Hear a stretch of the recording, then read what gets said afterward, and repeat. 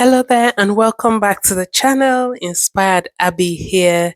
Thank you for stopping by. If you're not subscribed, please do take some time to subscribe. Please do like, share, subscribe, watch all the previous videos as well. Good to have you here. So what are we talking about today? I saw a video of a lady talking about Nigerian designers and how overpriced their wedding dresses are, especially people like Veekee James and all the other designers, Nigerian designers that make wedding dresses, and how they price their wedding dresses from $10,000 to $30,000. And in the video, she was saying, how can you price your wedding dresses that much if you are based in Nigeria? People had a lot of reaction to that, obviously, and I think maybe even though there are some truths in what she was saying, maybe the fact that she mentioned being based in Nigeria might not be the right way to go about it. But take some time to watch the video and then we'll come back and discuss. Everywhere I go, beauty finds its way in the little things of every day. To the market price in her country where she lives. You guys are charging $10,000, $20,000, $40,000 in Nigeria? In Nigeria. Like, who's your target market? You cannot say you know who your target market is, because if you studied business or marketing, you know that you are greedy. You're not working according to your target market. You don't have a target market because you don't understand what a target market is. You're greedy. Funny thing is, they love talking about God, yet God would never allow this type of greed. It is literally in the Bible. And anybody in the diaspora that is encouraging this insane way of pricing goods is just like them. Because I don't understand how a regular person from your country cannot afford to wear your brand. Like, make it make sense. So you can't dress people from your country, but you want to dress people overseas? Ew. Ew. Y'all so, ugh. So before I continue to talk on the topic, what am I wearing today? I'm wearing a two-piece outfit, yellow and black, from 𝐼𝐸𝐾. 𝐼𝐸𝐾 is a Nigerian designer and they tend to do more of casual wear. You can check out their website. That's 𝐼𝐸𝐾, NACK. They do outfits for men and women as well. I've got a couple of outfits from them. So let's delve into the topic of Nigerian designers, whether they are overpriced or not. Are we paying, are we getting value for what we pay for? Are we overpaying them? So we won't just talk about the wedding designers, we'll talk about Nigerian designers, fashion designers as a whole. As you know, I always encourage that we patronize Nigerian fashion designers. They're doing really well. They are, they are stepping out of the box, very innovative, very creative. They are all very hardworking. They are really pushing the word out there, and out there, into America, UK, people are beginning to tap into patronizing Nigerian fashion designers. They're saying their design. There are lots of commentaries. People are speaking, stylists, fashion commentators. They're saying Nigeria is the place to go now when it comes to fashion, because there are so many creative hands, from the people who make the clothes to the stylists to the people who make accessories. There's just a lot when it comes to fashion going out there in Nigeria, and people are going into that industry and people are making a lot of money from it. But we are also seeing a rise in the prices. We are seeing things costing a lot more than maybe we would have imagined that it would be for some of those designers. And this is not just wedding dresses, other things as well. So I'm going to speak in favor and against. I'm going to try to see where they're coming from in terms of why their prices are that much, and maybe also talk about the reason why maybe they could bring down those prices, and consider bringing down those prices. So, Nigerian designers, you find ranges. So let's start from there. You find ranges. So if you want something really affordable, I'm sure you can find that as well on Instagram. People make uh, clothes in Nigeria that are quite affordable are there, and then you find the really high priced ones, the Veekee James, the 𝐼𝐻𝐾𝐭s, they are on the top end. So I think it depends on what you're looking for. I would say go for what your pockets can afford. Um, just go for what you can afford. If you can't afford a Veekee James, find another option. There are really good fashion designers out there. They might not make the exact same thing, but they will make something that will be good enough. So why are some of those designers who price their items really expensive? Why are their clothes expensive? Let's talk about some of the reasons why those clothes might be expensive. So it might be because they have to source many of the materials from abroad, because some of these people, they want their clothes to be on the higher end. They want to use things like 100% silk, beads that won't break. They don't want to use like plastic beads. They want to use really good materials, and sometimes they have to source those materials from abroad. So that could be a thing that would affect the prices. They could have to go to the UK or America, and even some of those, if even if they get some of them from China, it might be the higher end of the China products as well. So all of those things plus shipping costs to Nigeria. Shipping costs to Nigeria can be quite expensive because it's not it's not many people ship down to Nigeria, so they might have to pay higher cost for that. There's custom that they have to pay, custom fees that they have to pay when they ship over those materials. So if you speak to some of these Nigerian designers or people who do business in Nigeria, they can tell you that, custom costs is quite expensive, shipping cost is quite expensive. So the cost of getting the materials they need, they have to factor that in. Also, the cost of labor. Labor is not expensive in Nigeria, but good labor is expensive. So if you want really good hands, really experienced hands, then you'll need to pay higher for that. And also the intricacies of the designs. So some of those designs takes months and months of people hand beading, hand sewing, and all of that. It adds up. Also remember that in Nigeria they have to deal with the electricity issue. So generator, powering generator with fuel is quite expensive. All of those things, when you add them up, they quite add up to the cost. There's also the aspect of people wanting to be placed in a particular category. So in the video, you will hear the lady saying that 𝐼𝐻𝐾𝐭, who is also another Nigerian designer, but she's based in the UK, she charges similar prices to Veekee James, who is based in Nigeria. And I know that Veekee James wants to put herself on the same level, so she will want to price herself on the same level as 𝐼𝐻𝐾𝐭, which is fair enough because, you know, if we talk to business people, we'll tell them to charge what they are worth, and that's what she's doing, putting herself on that level. Putting yourself on that level sometimes might mean that you get less customers, but you get good, really good, high paying customers.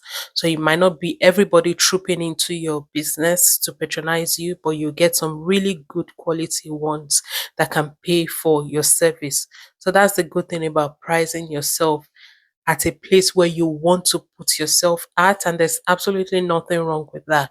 People like 𝐵𝐻𝐾𝐭 as well. 𝐵𝐻𝐾𝐭 is at the higher end of like casual wear or just dresses, going out dresses and things like that. She's on the higher end of it. I went to 𝐵𝐻𝐾𝐭, I got a top, and I think the top was around 200k, 200,000 naira, which is around £100 for a bodysuit top. It's quite expensive. Definitely, that's expensive. But I just For me, I just wanted to get an item from her. For me, it was just a keepsake thing. I wanted to get something from 𝐵𝐴NK that had the name 𝐵𝐴NK on it. And I got something that had cuckoo written on it. That was all I was going for. It's not somewhere I will go to shop for many items. I only just wanted one item just for keepsake. So 𝐵𝐴NK is also on the higher end, and she's placed herself there for a reason. I watched an interview where she talked about getting good hands who will be able to understand her designs in terms of workers. She had to train her workers specifically to how she wanted things done. And all of those things take time and money. And also how she sources her materials as well. It's not easy getting the materials in. So all of those do add. There's also the location where she's based. Her shop is based in Ikoyi, and I know that rent can be expensive in that area. All of those things do add up. But on the other hand, can those prices be a bit lower? I think so. I think maybe there could be some room for them to bring some of those prices down a little bit. I think sometimes we pay for the lifestyle of these people, we pay for their trips to Dubai and everywhere else. There's nothing wrong with that. If you work, you should enjoy.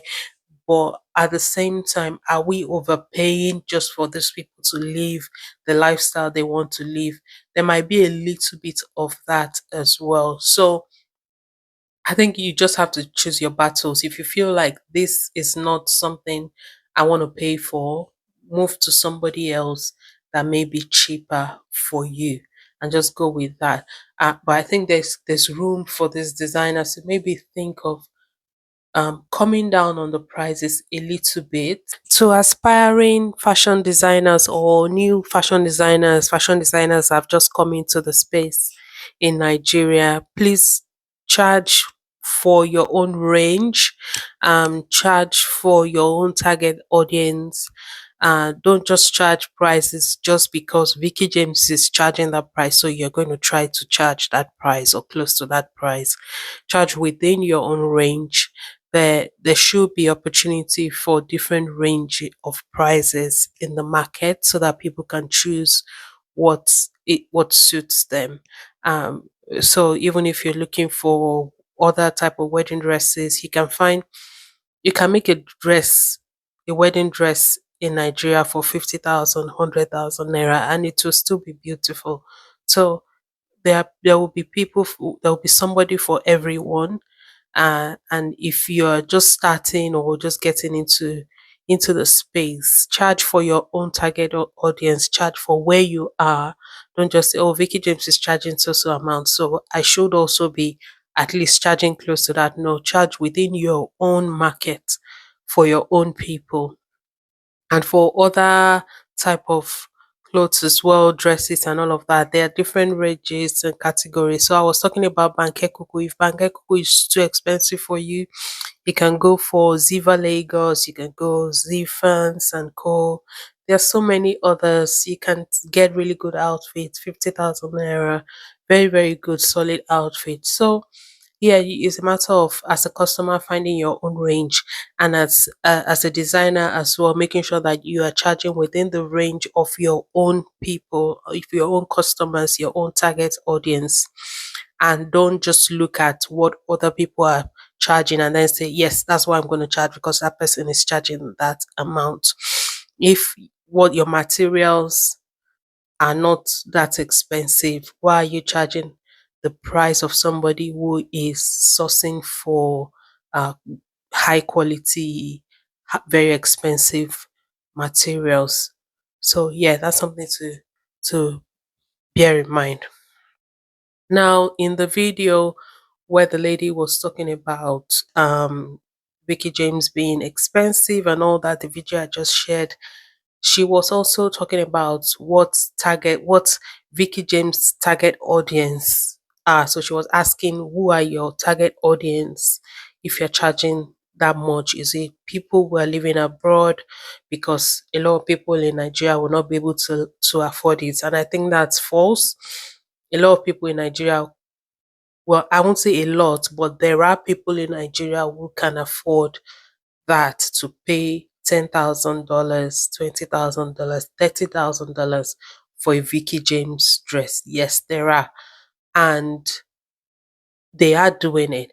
There are also brides from abroad who have determined that they want to go for Veekee James.